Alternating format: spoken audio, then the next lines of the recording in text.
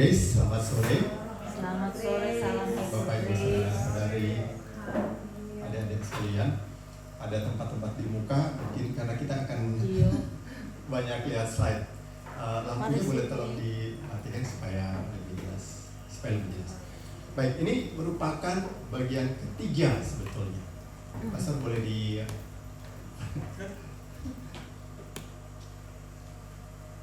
ya.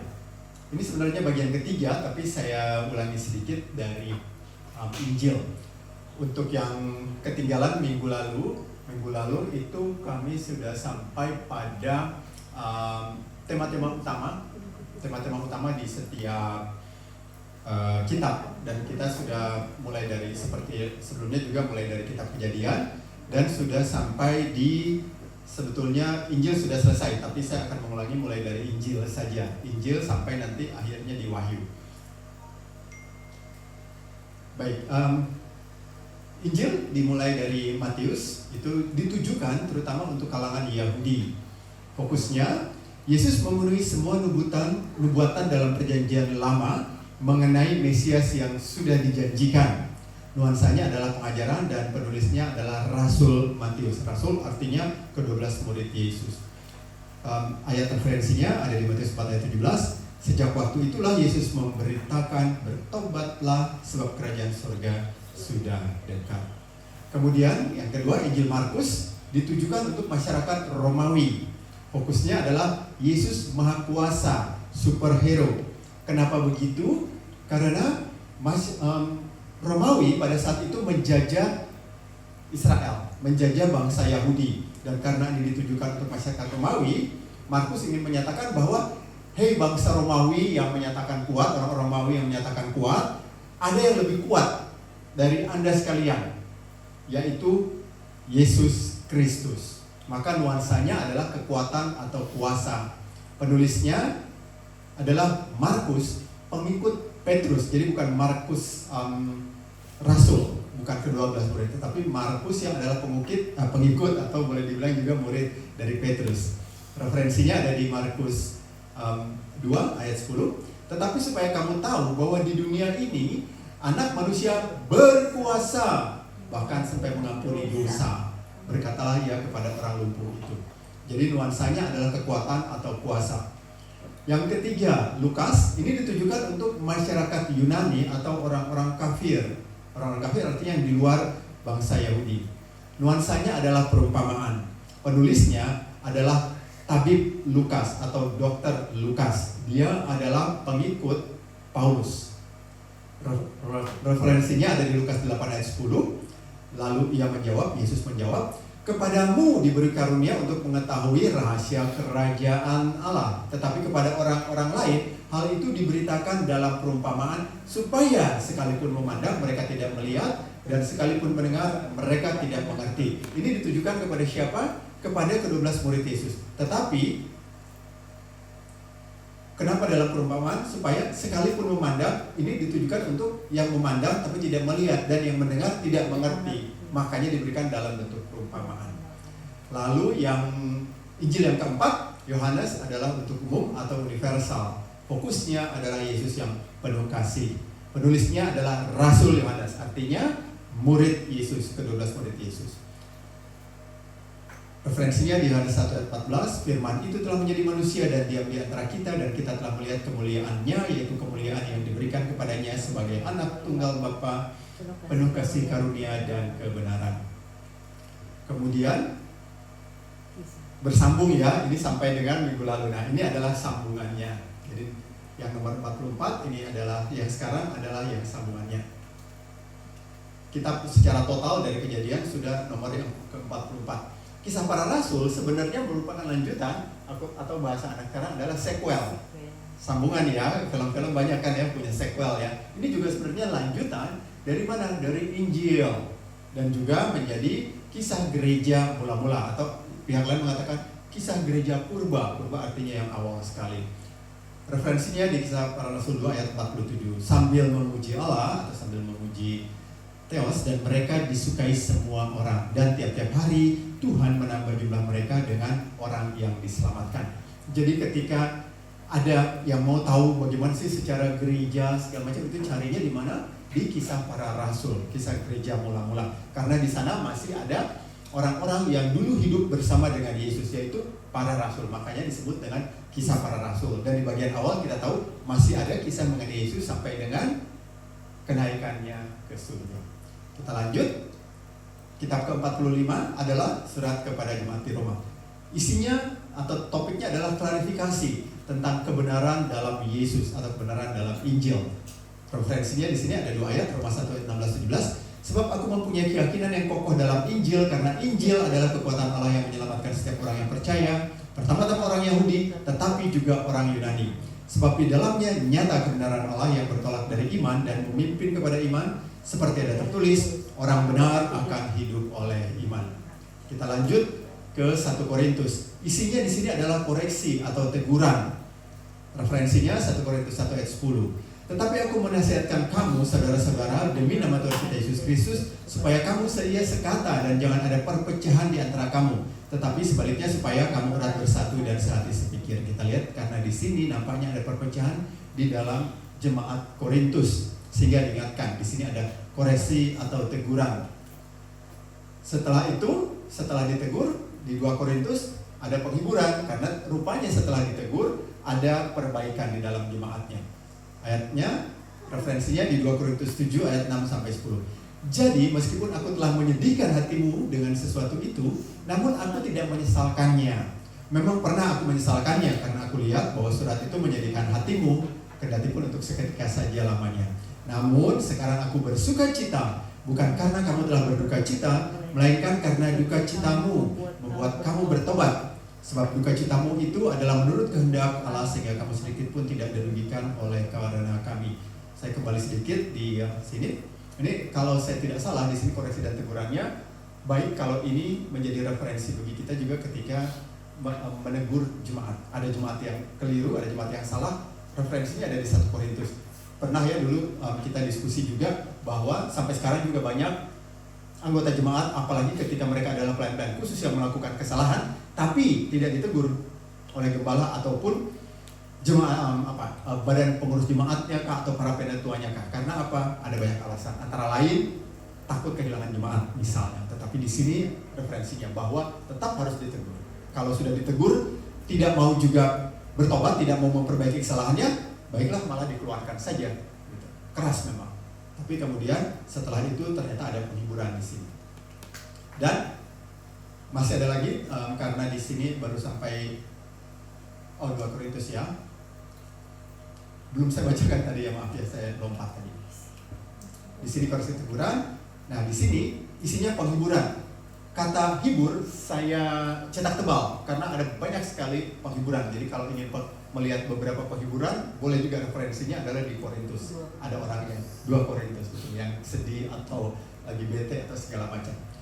Tetapi Allah yang menghiburkan orang yang rendah hati telah menghiburkan kami dengan kedatangan Titus. Maaf, saya baca saja apa yang ada di sininya karena kita sudah tahu ya mana yang harus diganti antara Allah dengan Theos.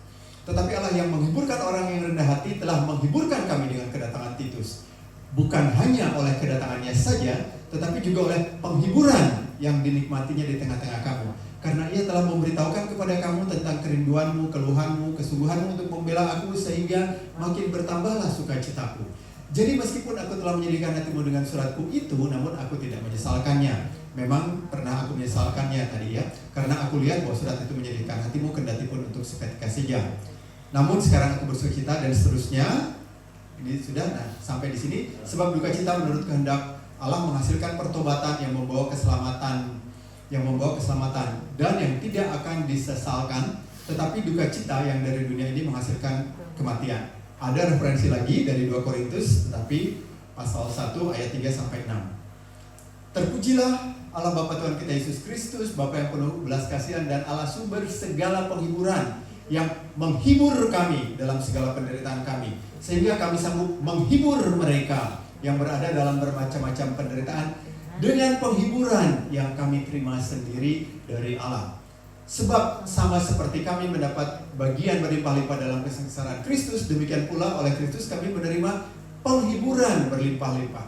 Jika kami menderita, hal itu menjadi penghiburan dan keselamatan kamu. Jika kami dihibur, maka hal itu adalah untuk penghiburan kamu, sehingga kamu beroleh kekuatan untuk dengan sabar menderita kesengsaraan yang sama seperti yang kami derita. Jadi ada begitu banyak kata-kata penghiburan yang secara letterlah apa adanya memang menggunakan kata-kata hibur, tetapi isinya pun lebih banyak penghiburan. Masih ada lagi ternyata ini, karena banyak terkena penghiburannya.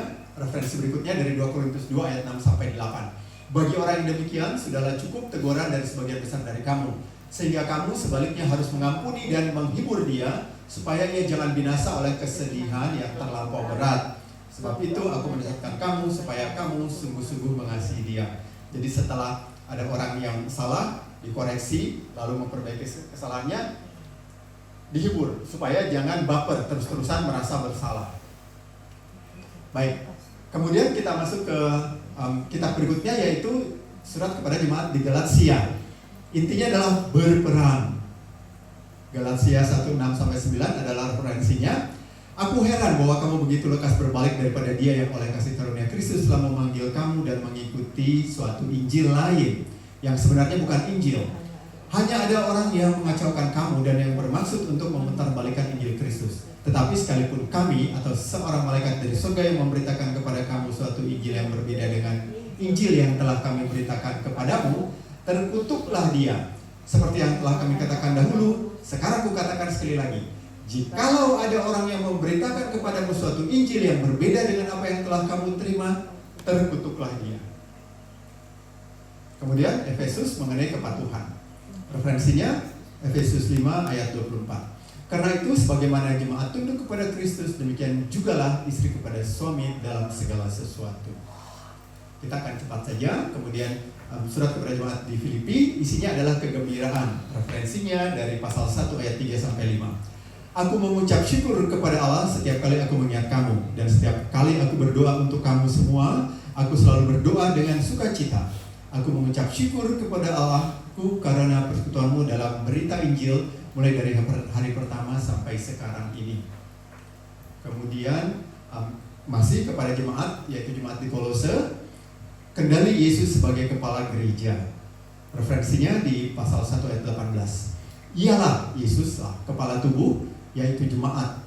Ialah yang sulung, yang pertama bangkit dari antara orang mati, sehingga ia yang lebih utama dalam segala sesuatu. Kendali Yesus sebagai kepala gereja. Kemudian kepada jemaat di Tesalonika, surat yang pertama, kedatangan yang menghibur, tentu kedatangan Yesus ya. Karena itu, hiburkanlah seorang akan yang lain dengan perkataan-perkataan ini. Ada lanjutannya, itu di 1 Tesalonika 4 ayat 18.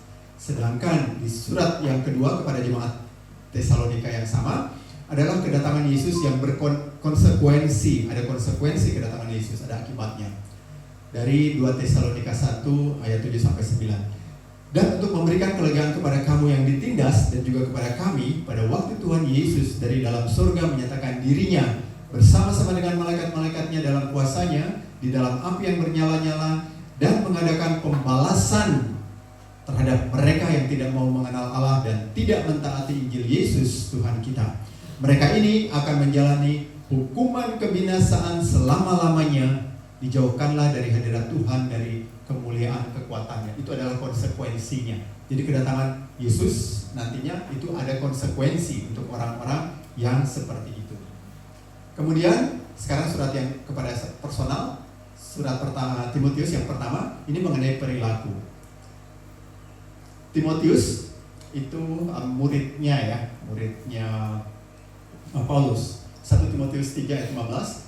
Jadi jika aku terlambat, sudahlah engkau tahu bagaimana orang harus hidup sebagai keluarga Allah, yakni jemaat dari Allah yang hidup, tiang penopang dan dasar kebenaran. Kemudian surat yang kedua mengenai keteguhan dari 2 Timotius 4 ayat 2. Beritakanlah firman, siap sedialah, baik atau tidak baik waktunya. Nyatakanlah apa yang salah, tegurlah dan nasihatilah dengan segala kesabaran dan pengajaran. Mungkin kalau surat zaman sekarang bisa di copy paste, dikirim ke jemaat di Korintus tadi kan, yang enggan untuk menegur orang-orang yang salah, apalagi ketika mereka memegang jabatan pelayanan. Karena di sini harus teguh, siap sedia, baik atau tidak baik waktunya. Nyatakanlah apa yang salah, tegurlah dan nasihatilah dengan segala kesabaran dan pengajaran. Kemudian Yang kedua, yang berikutnya adalah surat kepada Titus, ini juga personal mengenai penyelesaian, Titus 1 ayat 5. Aku telah meninggalkan engkau di Kreta dengan maksud ini, supaya engkau mengatur apa yang masih perlu diatur, dan supaya engkau menetapkan penatua-penatua di setiap kota seperti yang telah kupesankan kepadamu. Banyak pesan supaya jemaat di Kreta ini ditangani seperti yang disarankan oleh Paulus kepada Titus.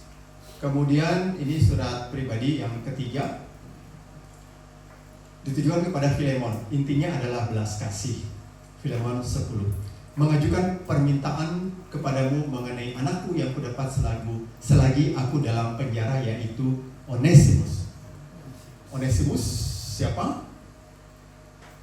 Onesimus rupanya adalah mantan budak dari Filemon yang kemudian kabur sehingga menyebabkan melarikan diri, kemudian menyebabkan Filemon baper dan lain-lain. Tetapi kemudian disurati oleh Paulus di sini untuk menerima lagi Filemon bukan sebagai mantan budak saja, tetapi sebagai saudara seiman. Nanti kita lihat, ini bagus sekali kalau mau baca di Filemon ini mengenai kasih persaudaraan yang melebihi kasih dari sekedar kakak beradik. Ini surat Filemon. Kemudian surat Ibrani, nanti ada catatan tersendiri ya mengenai surat Ibrani. Isinya adalah penegasan mengenai perjanjian dari Ibrani 8 ayat 13. Oleh karena ia berkata-kata tentang perjanjian yang baru, ianya Yesus. Ia menyatakan yang pertama sebagai perjanjian yang telah menjadi tua, dan apa yang telah menjadi tua dan usang telah dekat kepada kemusnahannya. Ini mengenai perjanjian. Nanti kita beri catatan tersendiri di bagian bonus, ada bonus nanti. Kemudian surat Yakobus, ini bukan kepada tetapi surat dari Yakobus. Isinya adalah mengenai kelanjutan Yakobus 2 ayat 24, referensinya. Jadi kamu lihat bahwa manusia dibenarkan karena perbuatan-perbuatannya dan bukan hanya karena iman. Rupanya ada pihak-pihak yang menyatakan bahwa manusia dibenarkan hanya karena imannya saja, tetapi juga harus ditunjukkan melalui perbuatan. Itu surat Yakobus.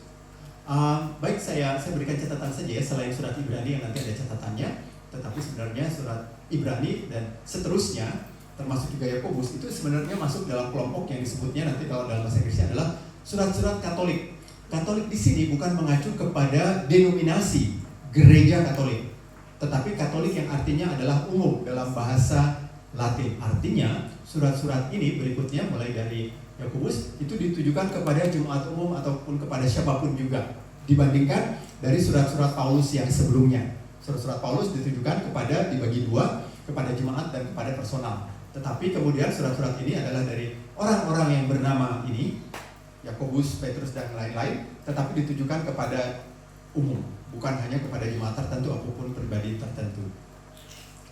Jadi kita lanjut. Seperti sekarang 1 Petrus itu surat yang ditulis oleh Petrus. Isinya 1 Petrus adalah penghiburan. Referensinya 1 Petrus 1 ayat 7. Maksud semuanya itu ialah untuk membuktikan kemurnian imanmu yang jauh lebih tinggi nilainya daripada emas yang fana yang diuji kemurniannya dengan api, sehingga kamu memperoleh puji-pujian dan kemuliaan dan kehormatan pada hari Yesus Kristus menyatakan dirinya. Pada hari Yesus Kristus menyatakan dirinya adalah pada kedatangan Yesus kembali. Itu ada penghiburannya. Kemudian di 2 Petrus, kalau 1 Petrus isinya tadi adalah penghiburan, di 2 Petrus justru peringatan. Referensi dari 2 Petrus 2 ayat 1. Sebagaimana nabi-nabi palsu dahulu tampil di tengah-tengah umat Allah, demikian pula di antara kamu akan ada guru-guru palsu. Makanya di sini judulnya peringatan.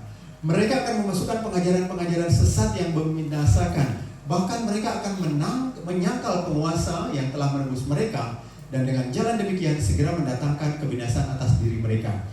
Bukan main, surat ini ternyata sejak dari zaman gereja mula-mula sampai sekarang masih sangat relevan ya surat ini. Bahwa ada nabi-nabi palsu tampil di tengah-tengah umat Allah, dan juga akan ada guru-guru palsu sampai saat ini. Luar biasa. Kemudian di 1 Yohanes isinya adalah penyatuan dengan ayat referensi 1 Yohanes 1 ayat 7. Tetapi jika kita hidup di dalam terang sama seperti Dia ada di dalam terang, maka kita beroleh persekutuan seorang dengan yang lain. Intinya adalah persekutuan seorang dengan yang lain. Dan darah Yesus, anaknya itu, menyucikan kita daripada segala dosa. Sedangkan di 2 Yohanes isinya adalah perintah. Dengan ayat referensi 2 Yohanes 1 ayat 4-6. Aku sangat bersuka cita bahwa aku mendapati bahwa separuh dari anak-anakmu hidup dalam kebenaran sesuai dengan perintah yang telah kita terima dari Bapa. Dan sekarang aku minta kepadamu, ibu di sini agak kurang tepat. Ibu di sini seakan-akan menimbulkan pertanyaan, ibunya siapa? Kan? Tetapi sebenarnya ibu dalam arti sini para perempuan, artinya semua perempuan. Dan sekarang aku minta kepadamu, para perempuan, bukan seolah-olah aku menuliskan perintah baru bagimu, tetapi menurut perintah yang sudah ada pada kita dari mulanya, supaya kita saling mengasihi. Intinya begitu. Kemudian masih ada lagi, ini ayat ke-6-nya ya. Dan inilah kasih itu, yaitu bahwa kita harus hidup menurut perintahnya. Dan inilah perintah itu, yaitu bahwa kamu harus hidup di dalam kasih sebagaimana telah kamu dengar dari mulanya. Kemudian surat yang ketiga adalah pujian. Kalau yang kedua adalah perintah, yang ketiga, surat Yohanes yang ketiga, intinya adalah pujian. Dengan ayat referensi dari Yohanes 3 ayat 2. Saudaraku yang kekasih, aku berdoa supaya engkau baik-baik dan sehat-sehat saja dalam segala sesuatu, sama seperti jiwamu baik-baik saja. Kemudian yang berikut ke-65, berarti tinggal satu lagi setelah Yudas. Ini adalah bersaing. Yudas 3. Saudara-saudaraku yang kekasih, sementara aku bersungguh-sungguh berusaha menulis kepada kamu tentang keselamatan kita bersama, aku merasa terdorong untuk menulis ini kepada kamu dan menasihati kamu supaya kamu tetap berjuang untuk mempertahankan iman yang telah disampaikan kepada orang-orang kudus. Dan yang terakhir, kitab Wahyu, kitab ke-66, isinya adalah mahkota dengan referensi Wahyu 2 ayat 10. Jangan takut terhadap apa yang harus engkau derita. Sesungguhnya iblis akan melemparkan beberapa orang dari antaramu ke dalam penjara supaya kamu dicobai dan kamu akan beroleh kesusahan selama 10 hari. Hendaklah engkau setia sampai mati dan aku akan mengaruniakan kepadamu mahkota kehidupan. Wahyu ini lebih banyak mengenai akhir zaman. Jadi ada begitu banyak referensi, ada yang mengenai Alfa dan Omega, yang pertama dan terakhir, tetapi juga nanti kita lihat ada sesuatu yang lain. Sebenarnya sudah sampai di sini, tetapi karena terlalu singkat kan, karena ini kan tinggal sisa-sisanya saja ya, mengenai tema atau inti utama dari masing-masing kitab. Seperti janji saya, maka kita akan mendapatkan di sini bonus. Bonus yang pertama adalah bagaimana kita menemukan Yesus di setiap kitab suci. Menarik ini ya. Ini juga akan cepat saja Bapak Ibu, jangan khawatir nanti saya potong-potong, saya sebarkan nanti di grup kita. Tapi ini ada PR-nya. Kalau dari sampai sebelum bonus ini, kita semua hanya disuapi kan, dicekokin ya. Saya sudah kasih ayat-ayatnya dan sebagainya. Nah, saya harap setelah bonus ini adalah PR untuk kita semua Bapak Ibu, saudara-saudari sekalian, untuk coba menemukan apakah yang saya akan beritahukan berikut ini bisa Anda temukan di dalam kitab-kitab yang bersangkutan. Tetapi itu PR-nya hanya untuk perjanjian baru saja. Perjanjian lama kita hanya akan lihat, tapi perjanjian baru nanti kalau saya sebutkan di dalam kitab ini ada apa, Bapak Ibu silakan temukan. Jadi PR ya, supaya apa? Supaya kita semua akhirnya membaca kitab-kitab tersebut ya. Makanya saya katakan sebagai PR. Tapi kita akan lihat, ini akan lebih cepat dari yang pertama karena tidak ada kutipan ayat-ayatnya. Judulnya adalah Yesus di setiap kitab suci. Kita akan lihat di sini. Ini akan cepat ya Bapak Ibu ya. Di kitab Kejadian ada 3, yaitu Sang Sabda di awal penciptaan dunia. Ini saya pikir hanya dipahami sebagian besar dengan mudah oleh Jemaat Cafe. Di luar Cafe mungkin masih agak pontang-panting. Bagaimana caranya Sang Sabda kok ada di awal penciptaan dunia kan? Karena kita sudah banyak sekali membahas mengenai ini. Sang Sabda di awal penciptaan dunia. Yang kedua adalah keturunan perempuan ini. Gampang itu ya, mengenai keturunan perempuan ini. Lalu Yesus juga dikaitkan dengan rencana keselamatan. Kemudian di kitab Keluaran itu intinya adalah anak domba Paskah. Yesus adalah anak domba Paskah. Di kitab Imamat, Yesus adalah imam agung yang dikorbankan. Kemudian di kitab Bilangan, Yesus adalah ular tembaga atau ada kaitannya dengan ular tembaga. Ini semua bisa dikatakan dengan Yesusnya atau dikaitkan dengan Yesusnya. Lalu di Ulangan, Yesus adalah nabi seperti Musa, tapi kemudian kita tahu bahwa Yesus adalah lebih besar seperti Musa daripada Musa. Kemudian di kitab ke-6, Yosua, ternyata Yesus dalam sosok panglima bala tentara Yahweh. Cari sendiri ya, ayatnya ada di mana. Bahwa di situ ada panglima bala tentara Yahweh. Kemudian di hakim-hakim ini adalah para pengantar yang dipelihara Yahweh. Hakim-hakim kan ada banyak ya, termasuk yang bukan seperti siapa? Seperti Goliat misalnya, ada juga di sini yang dosen saya. Ya, Samson misalnya, bukan Goliatnya tapi Samson Goliat, bukan Goliatnya. Jadi ada banyak di sini para tokoh itu adalah masuk para pengantar yang dipelihara oleh Yahweh. Deborah juga bisa, pokoknya ini para hakim ya. Jadi kalau ini film itu tokoh-tokoh utamanya adalah mereka ini, makanya dikatakan adalah para hakim-hakim. Lalu Ruth adalah kerabat sebagai penebus. Ya, jadi bukan Ruth-nya tetapi siapa? Betul sekali. Jadi Boaz itu dikatakanlah seperti bayangan nantinya akan datang penebus yang lebih besar. Kerabat, kenapa kerabat? Karena bukan orang lain ternyata yang menebus. Gitu. Jadi yang menebus kita, Yesus itu bukan orang lain. Luar biasa ya. Nanti memang arahnya selalu ke sana, ke Yesus nanti. Kemudian Samuel adalah raja yang terurapi. Kalau di 1 Samuel raja yang terurapi, jelas kita tidak merujuk kepada Raja Israel yang pertama. Raja Israel yang pertama siapa? Saul. Tetapi sebenarnya referensinya justru kepada Daud. Kemudian di 2 Samuel adalah kerajaan abadi. Ini kerajaan abadi nanti merujuk kepada kerajaan Yesus Kristus sendiri. Kalau ada banyak tadi di 2 Samuel ada banyak mengenai Salomo dan keturunannya dan lain-lain, tapi bukan mengenai itu ya. Kemudian di 1 Raja-Raja itu pencapaian Elia. Di 2 Raja-Raja mengenai Salomo sendiri lebih banyak lagi.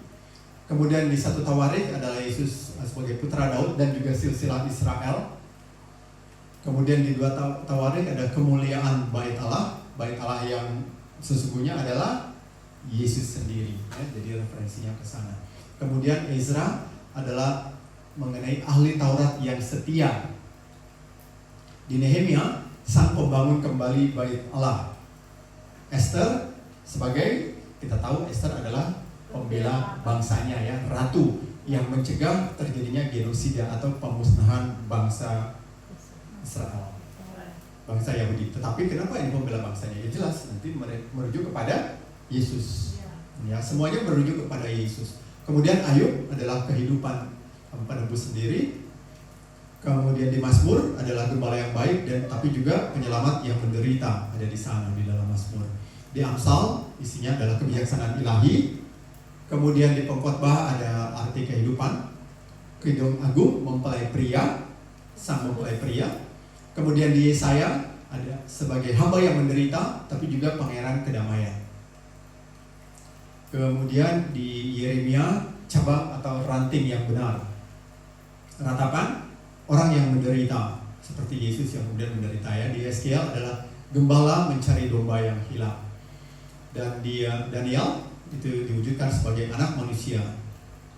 Di Hosea suami yang setia. Ada yang sempat ingat atau enggak bisa tahu sedikit? Ini Hosea seperti apa sih? Itu sebenarnya menarik. Ya. Hosea punya istri yang tidak setia. Namanya siapa?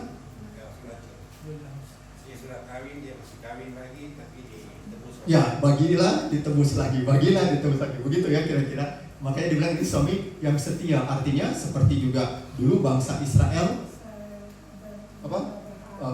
menyembah berhala diampuni, Tapi juga kemudian sebagai manusia kita juga begitu jatuh bangun tetap sudah diampuni bahkan ditebus oleh Tuhan Yesus, seperti itu ya. Jadi ini suami yang setia. Terima kasih Bro Kiki. Kemudian nama istrinya? Bukan.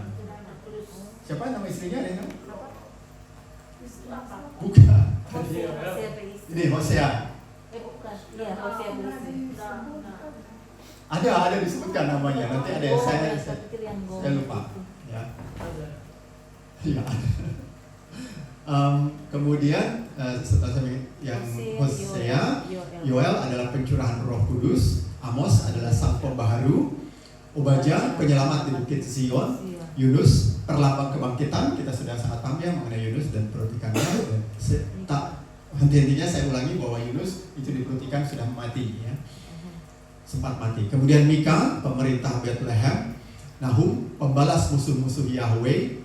Di Habakuk, orang adil akan hidup dengan iman. Zefania, penyelamat perkasa. Hagai, hasrat segala bangsa. Zakaria, yang tertusuk. Dan terakhir adalah Maleaki, mentari kebenaran. Itu. Dan sekali lagi tidak ada hubungannya dengan tidak ada mengenai perpuluhan, yang tidak ada kaitannya dengan itu. Baik, itu sudah perjanjian lama. Nah sekarang Injil. Injil saya lompati saja 1-4 mengenai Injil karena kita sudah tahu ya di sana isinya memang penggenapan semua nubuatan tadi di perjanjian lama bahwa ini loh Yesus yang dinubuatkan, ini loh sudah hadir sang penebus. Jadi langsung saja di kitab kelima di dalam perjanjian baru. Kisah para Rasul intinya adalah Tuhan yang bangkit. Di Roma ada 3 poin: pengadil para pendosa, rahmat berkelimpahan, dan anugerah kebenaran. Semuanya mengenai grace di sini. Kemudian Korintus, 1 Korintus adalah buah sulung. 2 Korintus definisi kasih sejati. Di Galatia sebagai pemberi rahmat dan juga pemberi kebebasan. Di Efesus kekayaan Tuhan yang tak terelakkan dan juga mempelai pria. Ini dalam kaitan untuk sekian baru datang, ini bagaimana Yesus ditemukan di dalam, selamat datang, bagaimana juga Yesus yang ditemukan di dalam kitab-kitab ya. Kita sudah masuk di perjanjian baru. Kemudian di Filipi, nama di atas segala nama, pemberi kekuatan, penyedia segala kebutuhan, pengubah hari terburuk jadi, bukan hari terburuk lagi, maaf ya salah ketik, pengubah hari terburuk jadi hari terbaik, bukannya buruk jadi buruk. Kemudian di Kolose, citra Tuhan yang tak terlihat. Dan di 1 Tesalonika, raja yang segera datang kembali. Kemudian di 2 Tesalonika, raja damai dan penolong dari tribulasi besar. Di 1 Timotius, mengenai Yesus sang perantara, kekuatan cinta dan roh yang membebaskan. 2 Timotius, Yesus sebagai pemersatu gereja. Di Titus, Tuhan dan penyelamat yang maha besar, juga gembala yang setia, dan Tuhan yang luar biasa dan penyelamat.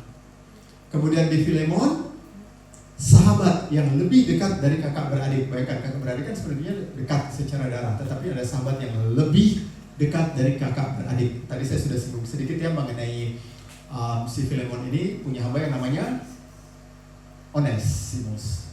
Jadi orang-orang banyak bilang so honest, so jadi kita koreksi ya.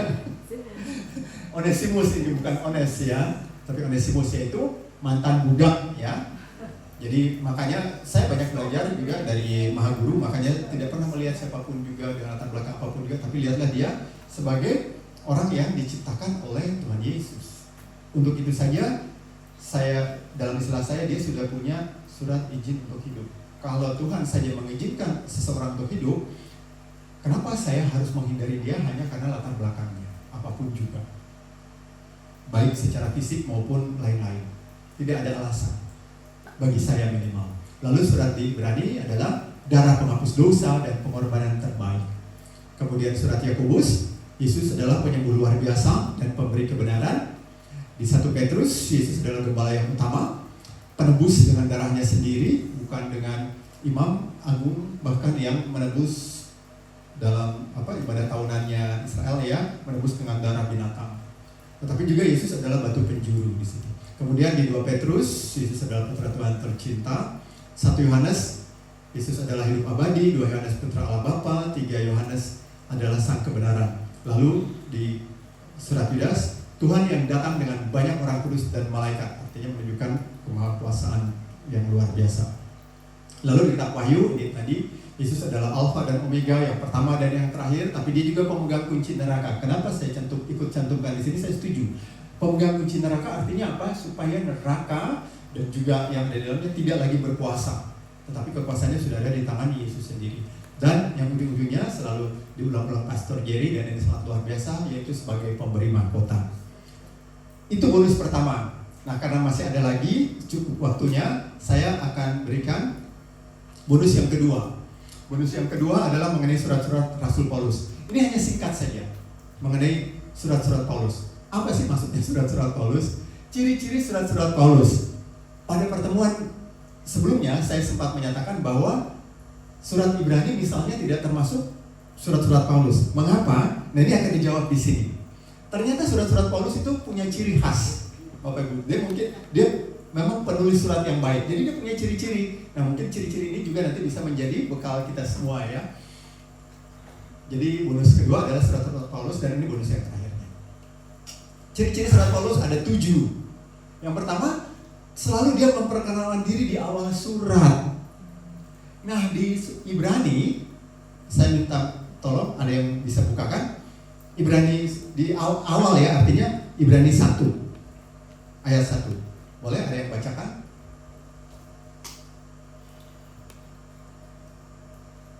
Ini kita mau buktikan ya, tolong buktikan sama-sama. Ada? Allah berfirman dengan perantaraan anaknya. Oke. Setelah pada zaman dahulu. Ya, terima kasih Sastri. Nggak ada ya dari Paulus ya. Nah sekarang saya lihat ada 1, 2, 3, 4, 5. Saya perlu 7 orang. 7 orang. Kita buktikan surat-surat Paulus. Jadi mulai dari Brother Kiki, boleh Roma, semuanya di pasal 1 ayat 1. Yang lain silakan pilih ya, pasal 1 ayat 1-nya saja. Brother Kiki, boleh Roma 1 ayat 1. Habis itu ada Brother Mansai berikutnya, bergiliran yuk. Roma, habis Roma apa? Korintus, Brother Mansai 1 Korintus, Novi 2 Korintus. Sudah dapat Brother Kiki? Roma 1 ayat 1.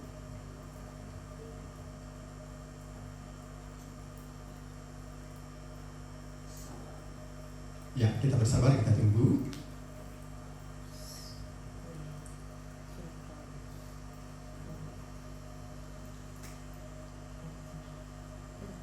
Oke.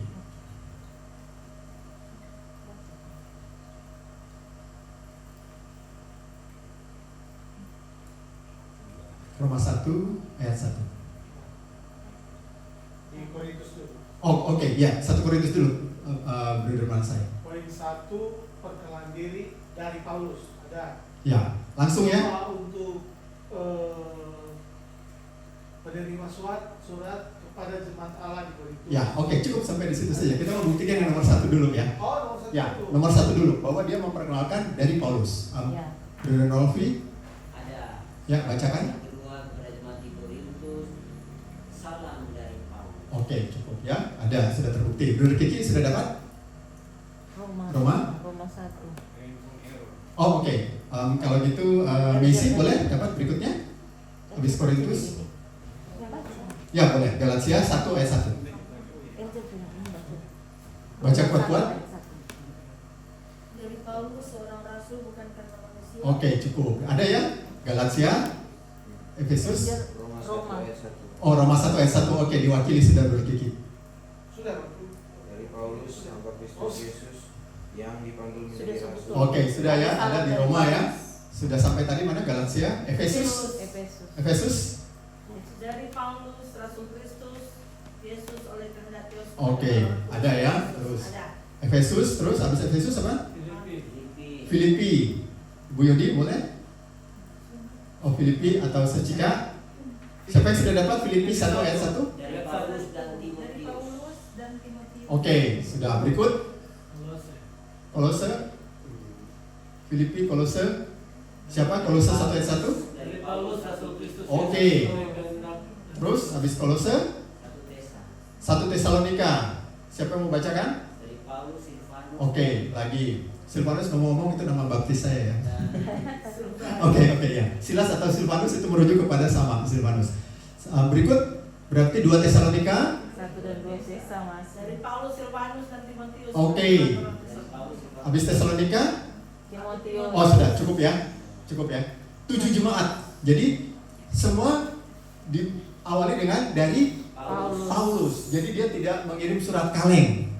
Ya, bukan kaleng-kaleng, tapi kaleng. Surat kaleng adalah surat yang tidak jelas siapa pengirimnya. Jadi ini salah satu ciri-ciri surat Paulus dan itu tidak kita temukan di Ibrani. Ya. Makanya saya setuju dengan ciri-ciri ini bahwa surat Ibrani harusnya termasuk surat Katolik, artinya surat umum ya. Bukan dari Paulus, penulisnya bukan Paulus. Karena kalau dari Paulus dia Tapi kenalan. menyatakan dari Paulus loh, bukan dari siapa-siapa gitu. Bahkan kadang dia bilang ada dari Paulus, Silvanus dan Timotius, dari siapapun juga.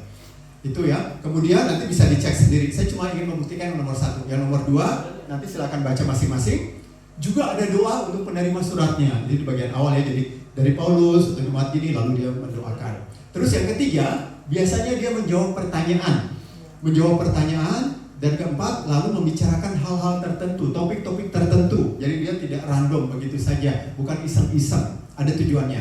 Kemudian setelah itu, dia mengajar. Ada pengajarannya dimunculkan dari ciri-ciri nomor 5, hal-hal yang harus dipercaya. Ini surat penggembalaan ya. Hal-hal yang harus dipercaya apa saja sih? Lalu 6, hal-hal yang harus dilakukan. Atau kalau yang lebih mudah biasanya ada things to do.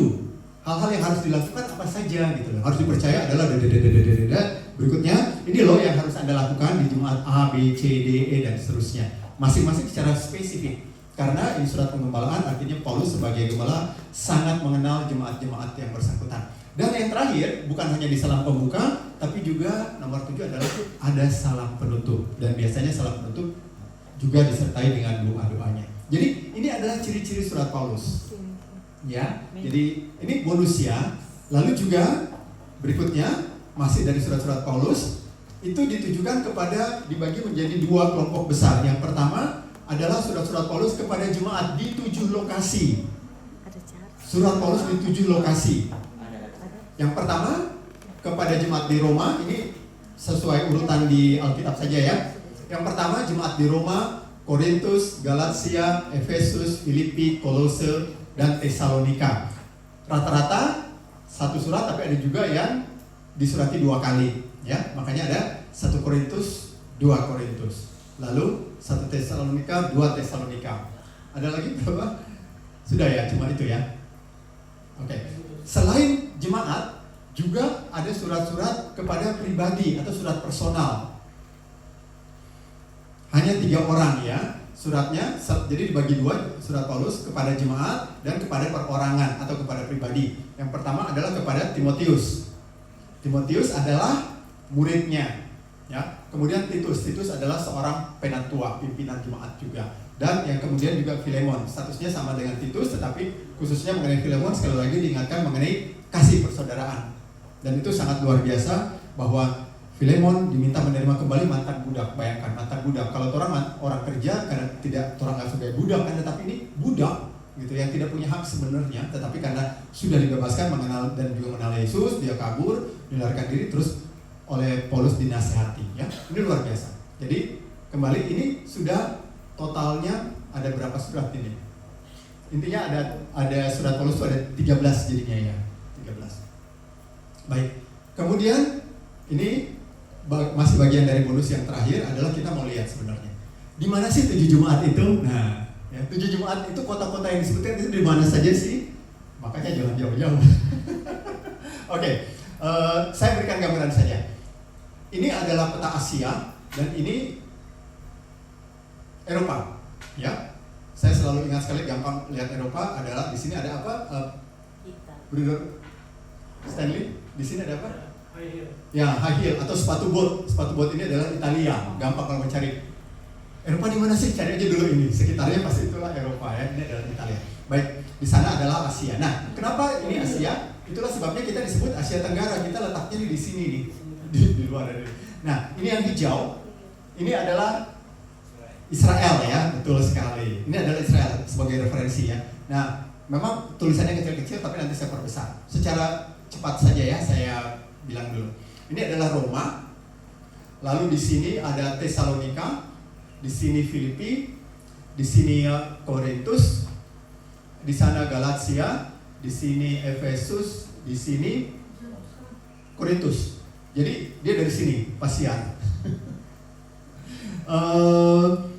Dia menjalankan, jadi Paulus itu pertama dia orang Farisi, kedua dia jadinya rasul oleh karena bertemu Yesus secara langsung, dan ketiga dia sendiri pampasian sebetulnya ya, atau misionaris. Dia misionaris dan ada 3 kali perjalanan. Nanti lihat sendiri, cari sendiri. Tapi saya hanya menunjukkan jemaatnya saja ya. Oh ya, by the way, selain jemaatnya, dalam perjalanan yang terakhir kita masih ingat bahwa Paulus itu dipenjara, kemudian dia minta naik banding sebagai apa?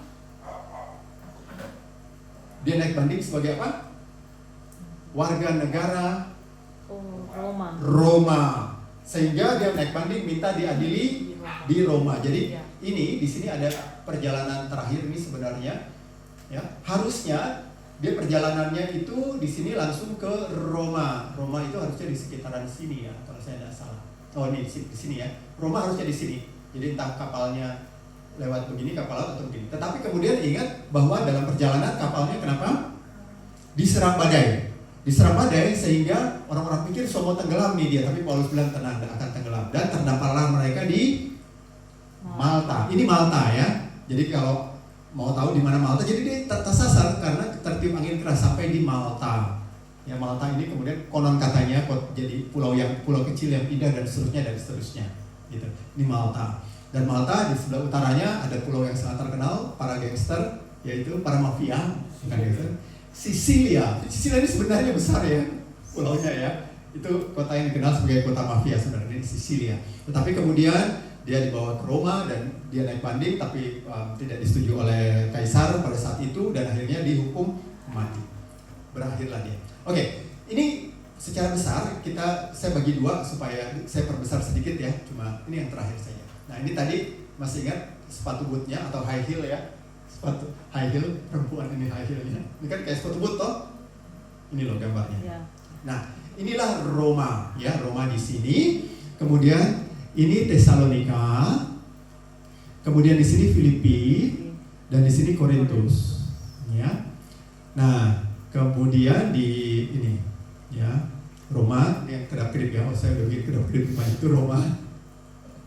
Kemudian Filipi, ada kedap-kedip yang kedua, kelap-kelip kedua. Kemudian sini Tesalonika, agak berdekatan ya Filipi dengan Tesalonika ya. Kemudian di sini Korintus, jauh ya Korintus ya. Nah kita pindah ke yang di sini. Ini tadi ya referensinya ya, tanah Israel di sini. Di sini kita lihat sini yang kedap-kedip mana ada yang kedap-kedip. Wah ada Galatia di sini ya. Galatia, ini Asia kan, Asia besar. Ini Galatia. Ini Kapadokia yang sekarang adalah Turki ya, daerah kalau nanti sempat jalan ke sana terkenal dengan balon-balon udaranya itu yang bisa kita naik ya. Kapadokia ini, Turki. Jadi ini Turki yang sekarang. Kemudian Galatia di situ, di sini apa nih kecil-kecil Efesus ya. Ini Efesus. Kemudian berdekatan dengan Kolose ya. Ini Kolose. Jadi seperti itu gambarannya. Sebenarnya sudah habis ya, tapi kita lihat lagi ya secara garis besarnya supaya kira-kira punya gambaran. Kira-kira ini Asianya. Ini Asia, makanya Turki ini yang jadi Turki sekarang. Makanya Turki dibilang pertemuan antara kebudayaan Asia dan kebudayaan Eropa di sini. Karena ini sudah Greek, sudah Yunani dan sebagainya, dan sini apalagi Italia, Inggris dan lain-lain di sini. Inggris, Belanda, Jerman, Polandia, segala macam di sini. Kalau di sini terus akan ketemu dengan ini Asia ya, akan ketemu dengan Rusia. Ada Cina, ada Rusia, segala macam di atas sini. Rusia berarti di atas sini. Norwegia, Finlandia, Skandinavia di sini. Ronaldo di sini. Spanyol dengan Portugal di sini.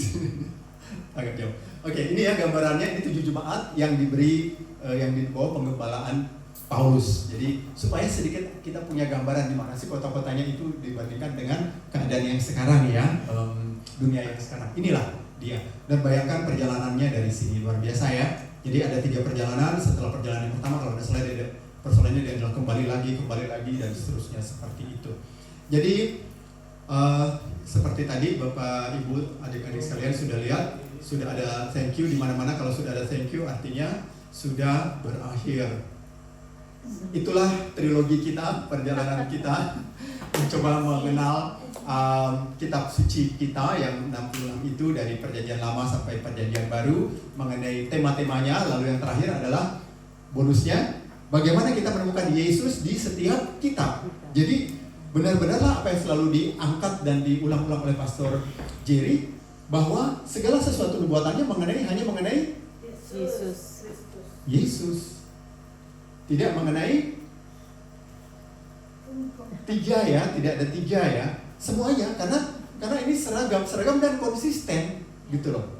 Ya, jadi ini terbukti semuanya ya. Jadi seperti itu. Jadi bonusnya adalah tadi ya, bonus yang pertama bagaimana menemukan Yesus di setiap kitab. Jadi PR ya Bapak Ibu ya, sudah janji ya. PR bagaimana Bapak Ibu menemukan nanti setelah saya kirimkan di perjanjian baru saja dulu. Kalau sudah habis sampai Wahyu boleh kembali ke kitab Kejadian, kitab yang pertama. Coba menemukan.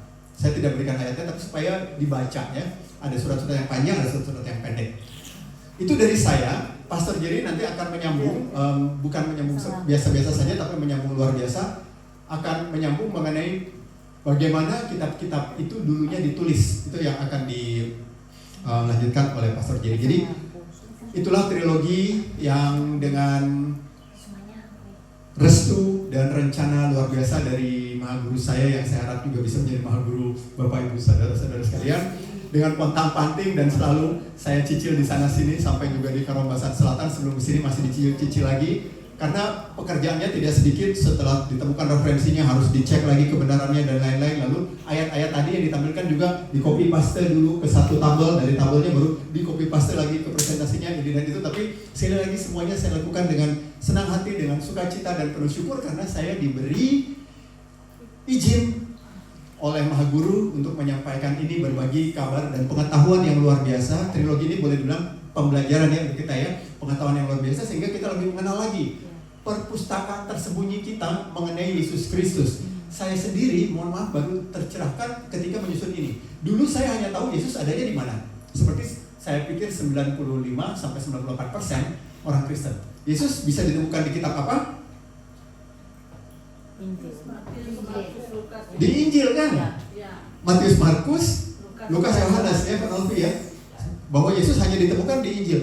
Ternyata setelah ini dari kitab paling awal sampai paling akhir ada Tuhan Yesus. Itu luar biasa.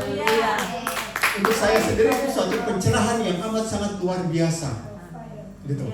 Itu berkat tak terhingga yang boleh saya terima. Jadi supaya saya pasang anchor, pasang jangkar di sini bahwa berkat luar biasa ini saya terima dalam kaitan sebelum, selama, dan setelah ulang tahun saya ke-56. Luar biasa. Terpujilah Tuhan Yesus. Silakan Pastor Jerry.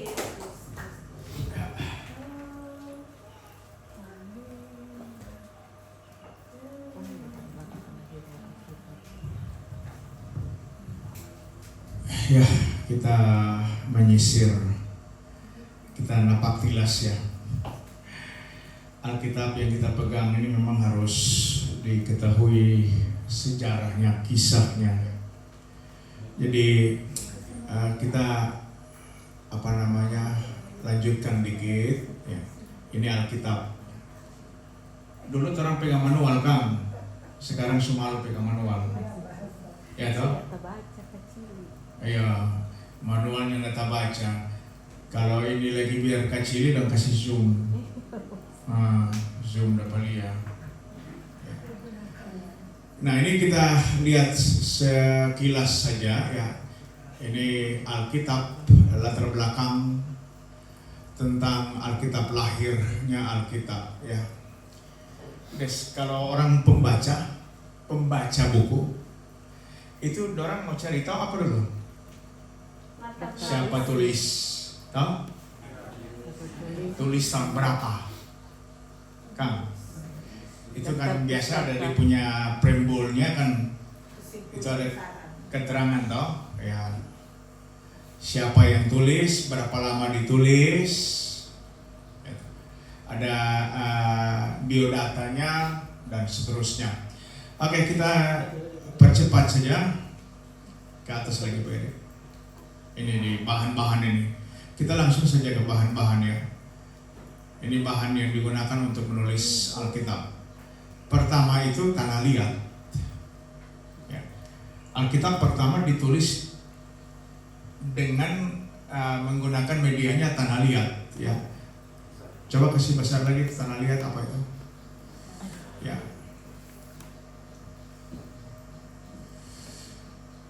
Ya.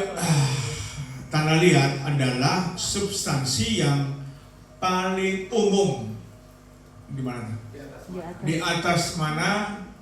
Di atas mana manusia menulis saman apa jarum. Zaman jarum. Zaman jarum. Ya ini kurang jelas jadi. Sebuah alat tulis berbentuk segitiga Potong itu. digunakan untuk menuliskan huruf-huruf kepada Ini ada ayatnya tuh Yeskiel 4 ayat 1. Tolong dibaca. Engkau anak manusia. Ih, mana itu? 4 ayat 1. Yeskiel 4 ayat 1. 4 1. Ya, engkau anak manusia, Ambil Lanjut. batu bata. ambillah sebuah batu bata, letakkan di atas di hadapanmu dan ukirlah. sebuah kota, Sebuah kota. yaitu Yerusalem. Jadi rupanya ada batu tulis di atas sana, lihat ya. Kira-kira siapa di sini yang pernah dapat batu tulis di batu waktu SD? Sudah Riki, pakai Oh. buku. Berarti cuma kita yang dapat. Se-60. Kita masih Riki. Sudah Riki. Ya. Di Orang sudah Riki. di Rote sana waktu masuk SD kelas 1 taman kanak-kanak masih ada batu tulis. Jadi kita tidak mungkin mau lupa karena itu sangat unik dan sangat kuno. Ya, itu ada batu tulis ya. Ya, ini kan tadi tanah liat. Ini ada batu ini. Batu dipergunakan sebagai apa nih? Loh di atas. Loh, ya. Di atas. Ya, silakanlah. Loh batu. Itu yang di batu tulis itu. Oke, kita baca 2-3.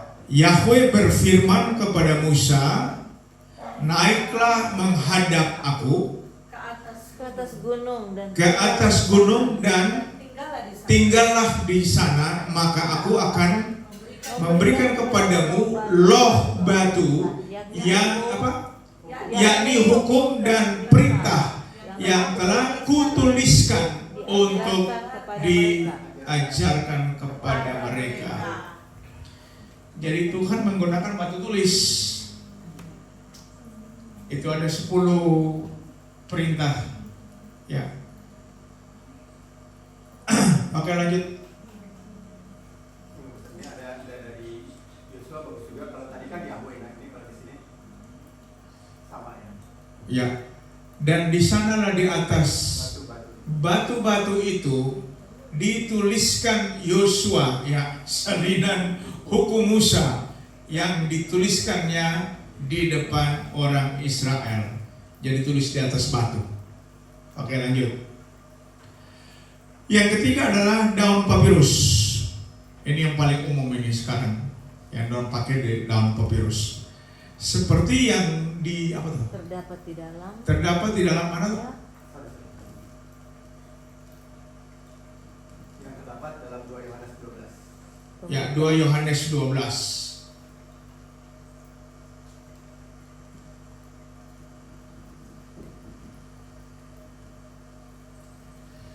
Ya, sungguh pun banyak yang harus kutulis kepadamu. Aku tidak mau melakukannya dengan kertas dan tinta, tetapi aku berharap datang sendiri kepadamu dan berbicara berhadapan muka dengan kamu supaya sempurnalah sukacitaku. Itu kertas, itu papirus itu. Itu papirus.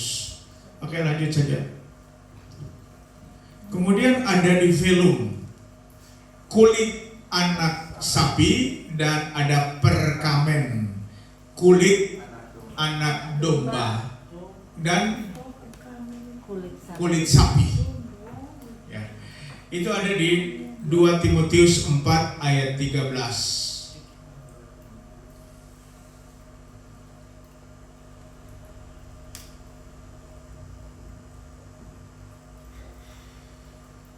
Timotius 4 ayat 13. Oke. Jika engkau kemari bawa juga jubah yang kutinggalkan di Troas, di rumah Karpus, dan juga kitab-kitabku, terutama perkamen itu. Ya, Perkamen. perkamen. Domba. Kemudian apa lagi tuh? Logam. Kemudian ada di atas logam. Bahan ini dapat ditemukan Temukan Keluaran 2836. 28 ayat 36. Coba.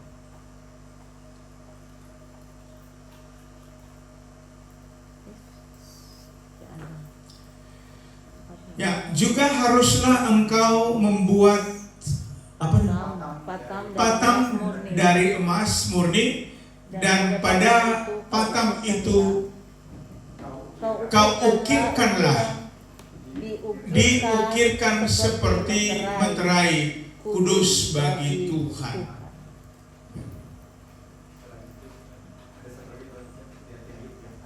Kemudian apa lagi? Ya.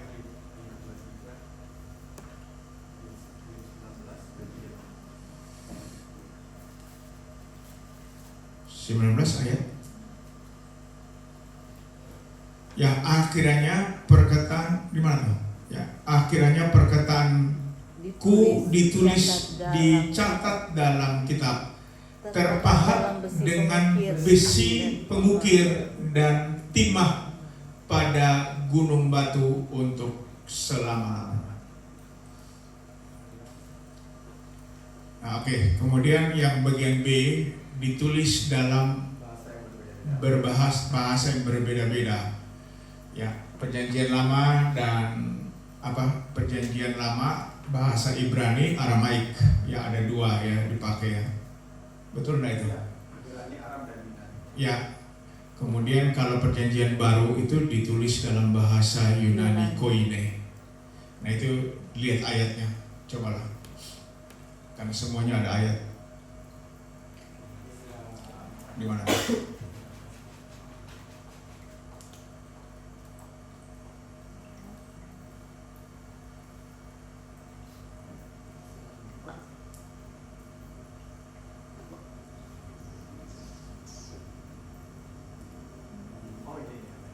Ada?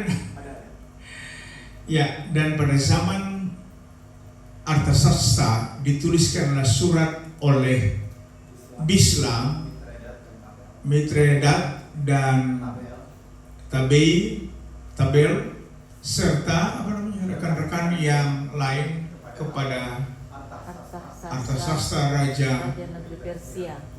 Ditulis dalam bahasa Aram dengan terjemahannya dalam bahasa Aram. Kemudian ada di bahasa Ibrani-nya ada enggak? Buku yang Arab dan bahasa Ibrani dan seterusnya, bahasa Ibrani ini ada di Maleakhi 1 ayat 2 sampai 3. Maleakhi 1 ayat 26.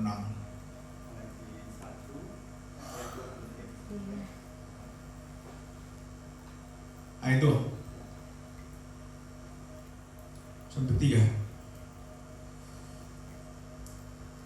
Mana itu dia punya bahasa? Firman Tuhan kamu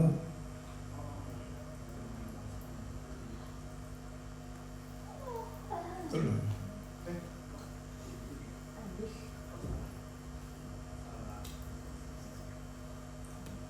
Bahkan kadang-kala dalam bahasa Ibrani bangsa-bangsa diberikan kebagian karena bagaimana saya baca dalam Maleakhi 1 ayat 2 dan 3.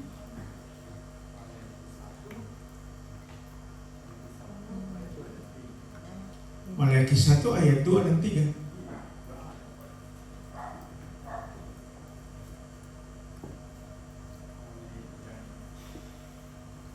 Berarti kita salah catat. Oke, kita lanjut saja dulu. Kemudian baru seluruhnya dituliskan dalam bahasa Yunani yang sangat berbeda dan seterusnya dan seterusnya. Seperti di kalau bahasa Yunani ada di Lukas ini. kalau bahasa Yunani ada di Lukas 24 ayat 47. Lukas 24 ya. Ayat 4 sampai Sementara mereka berdiri di mana? Kita cari yang memang ada Yunani supaya kita nggak baca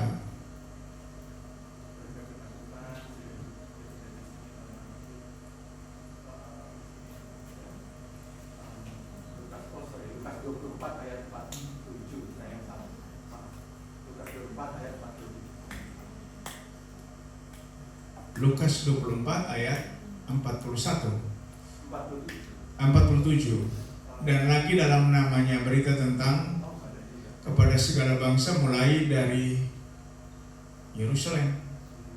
Tidak ada mengenai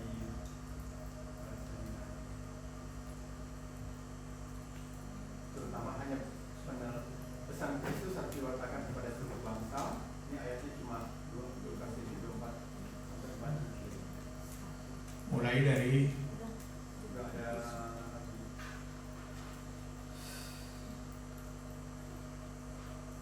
ada referensi lain. Oke, kita lanjut saja lah, nanti kita perlengkapi lagi lah. Mengapa Alkitab dituliskan? Itu alasannya apa tuh? Pertama, presisi tulisan adalah seni yang lebih presisi atau tepat ketimbang ucapan. Ya, kemudian Kedua, penyebaran. Cara paling tepat untuk mengkomunikasikan sebuah pesan untuk jangka panjang adalah lewat tulisan. tulisan. Dan kemudian yang ketiga, pelestarian. Karena Oke. manusia pasti mati, ingatan memudar, tetapi catatan tertulis tentang Allah tetap ada. Oke. Alasan mengapa Alkitab dituliskan. Oke. Jadi kita masih di sini masih pakai Allah karena orang kita nggak tahu tulisnya sekitar 15 tahun yang lalu lah. Ya. Ini sudah sangat lama ya memang. Kemudian bagaimana Alkitab dalam dikumpulkan. Alkitab dikumpulkan. Itu ada 66 buku, 39 dalam Perjanjian Lama dan 27 dalam Perjanjian Baru. Ya. Perjanjian Lama karena orang berapa 66. yang Perjanjian Lama berapa 39. Ya. Kalau perjanjian tanah Israel itu hanya 20 ampa. Perjanjian Lama tapi versinya tanah. Tahu tuh tanah? Tanah itu singkatan dari Torah, Nevim, dan Ketuvim. Itu tanah. Itu isinya hanya 20 ampa. Jadi kitab asli Yahudi memang cuma 20 ampa.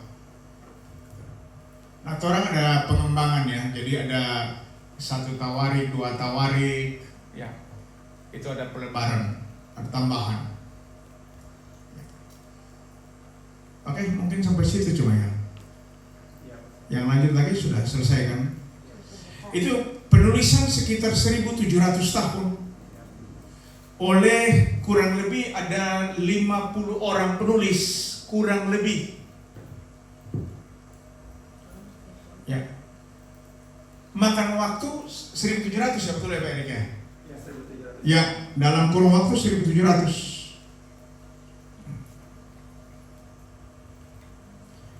Nah, kalau banding dengan yang di sebelah,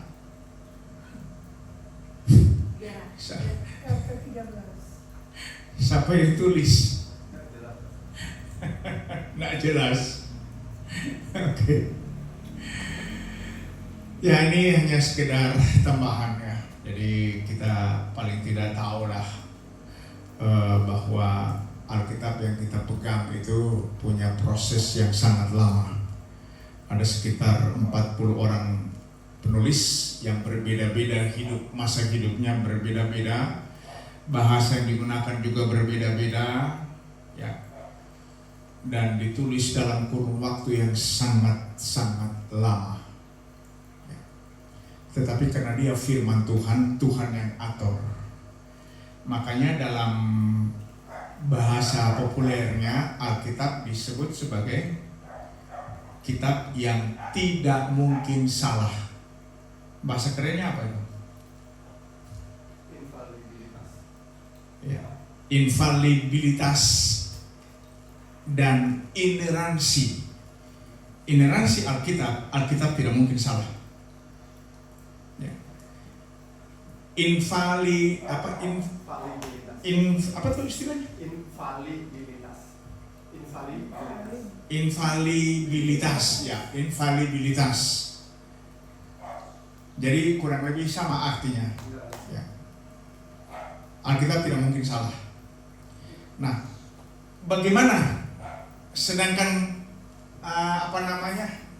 si Jonathan Purnomo bilang ada 6.577 kesalahan. Lalu bagaimana nih infalibilitas ini? Ya. Diukur dari Terjemahan.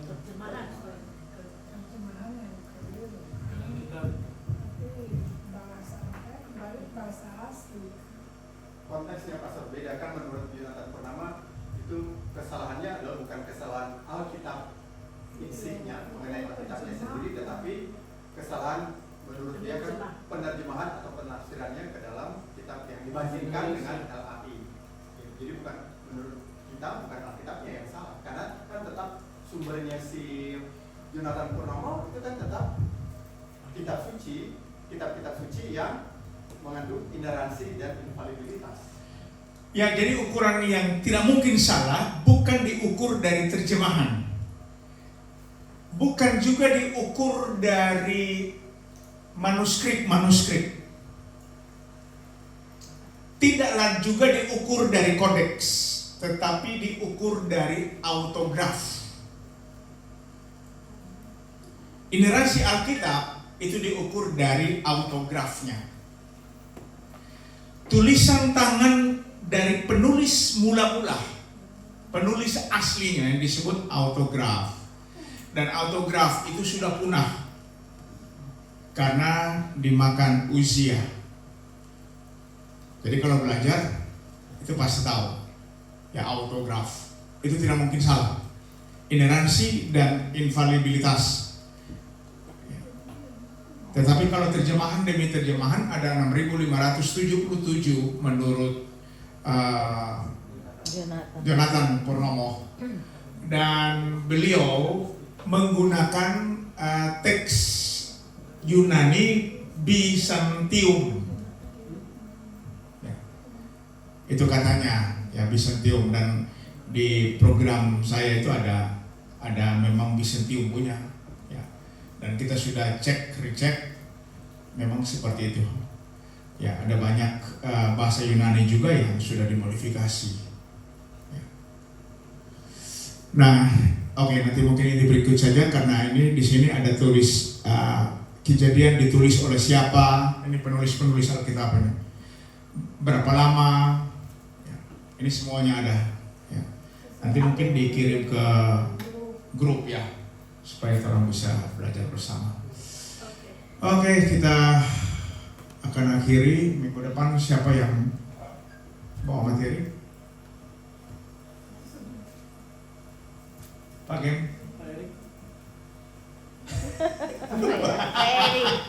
Pak Erik lagi. Kita punya file yang itu daftar petugas itu hilang karena tragedi kemanusiaan.